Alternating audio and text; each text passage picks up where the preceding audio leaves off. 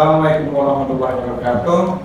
Kami dari PT Arasi Telkom di sini akan menjelaskan produk manajemen kami yang ketiga, yaitu sistem pengendalian internal atau biasanya dikenal dengan SPI.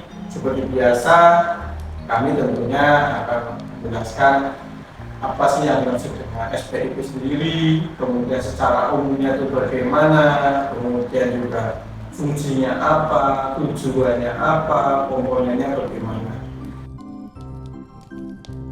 Jadi bahasa sederhananya, SPI itu suatu sistem ya, dan prosedur ini dari sebuah perusahaan yang mana memiliki tujuan yaitu untuk melindungi aset-aset di dalam perusahaan.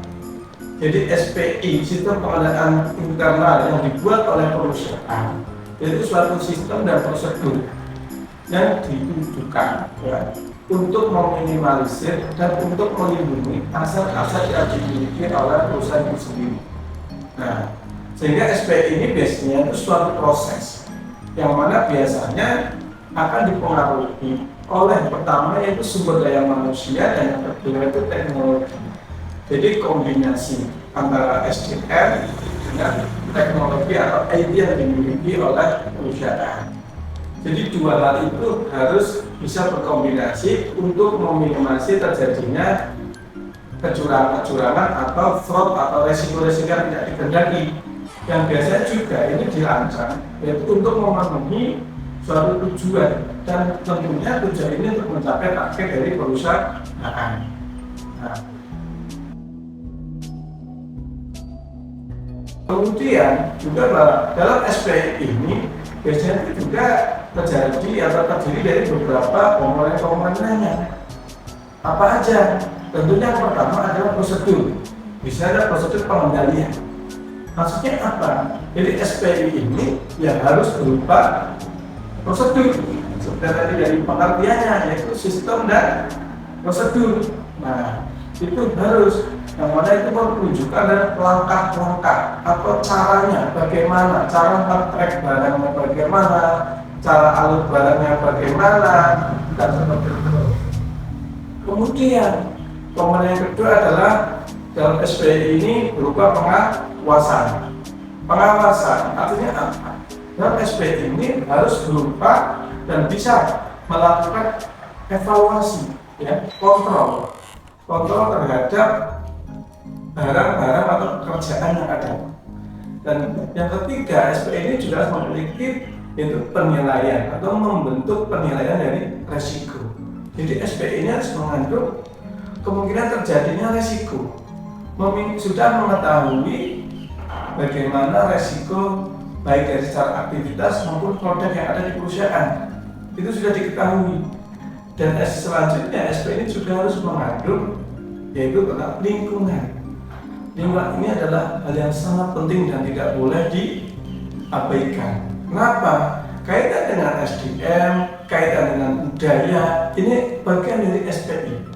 Dan tentunya yang terakhir dalam komponennya adalah informasi dan komunikasi. Kemudian, apa sih sebenarnya tujuan dari SPI itu sendiri? Nah, SPI dibuat oleh perusahaan atau ada itu memiliki maksud dan tujuan. Yang pertama adalah memastikan kegiatan perusahaan ini tentunya harus berjalan sesuai dengan kebijakan. Jadi ketika pelaku usaha atau direktur atau atasan lainnya membuat suatu kebijakan, itu akan dilakukan suatu kajian, ya. Dan tentunya akan diturunkan yang mana kebijakan ini harus diimplementasikan oleh anak buahnya atau oleh timnya, dan tentunya itu dapat diterapkan di dalam SPI-nya sebagai alat kontrolnya salah satunya. Yang kedua adalah tujuan dari SPI ini adalah untuk menjaga baik aset maupun keuangan dalam perusahaan. Itu tujuan dari SPI. Ini penting karena aset perusahaan sebesar mungkin harus terlindungi, harus jelas, harus terstruktur. Tuh. Kemudian yang selanjutnya adalah tujuan dari SPI ini adalah mencapai tujuan yang telah ditetapkan. Tentu SPI ini adalah bagian dari cara manajemen untuk mencapai tujuan yang sudah ditetapkan. Karena kaitannya dengan kontrol. Kemudian yang selanjutnya tujuan dari SPI ini juga adalah menghasilkan laporan yang akurat dan tepat. Ini penting laporannya.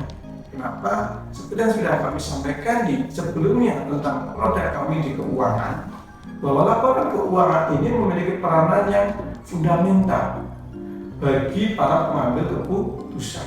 Ketika laporan keuangannya dibuat tidak tepat, tentunya akan berefek pada pengambil keputusan yang kurang baik sehingga potensi merugikan perusahaan.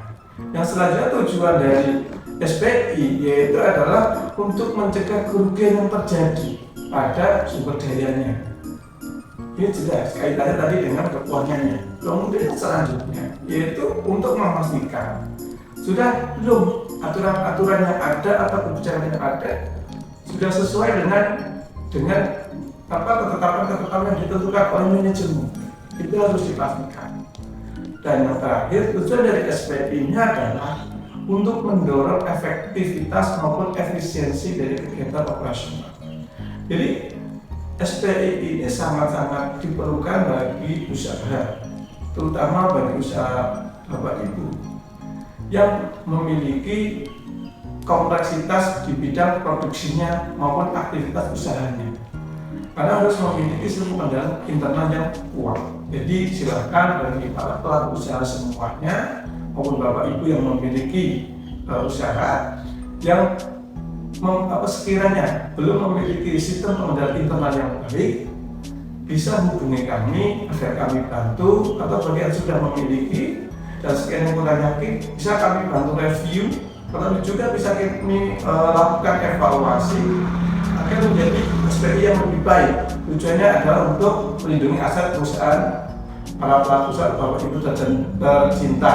Nah, itu dari kami. Silakan jika Bapak Ibu berkenan bisa menghubungi nomor kami di bawah ini, atau juga silakan bisa menghubungi ke bio ataupun deskripsi video ini. Terima kasih sekian. Assalamualaikum warahmatullahi wabarakatuh.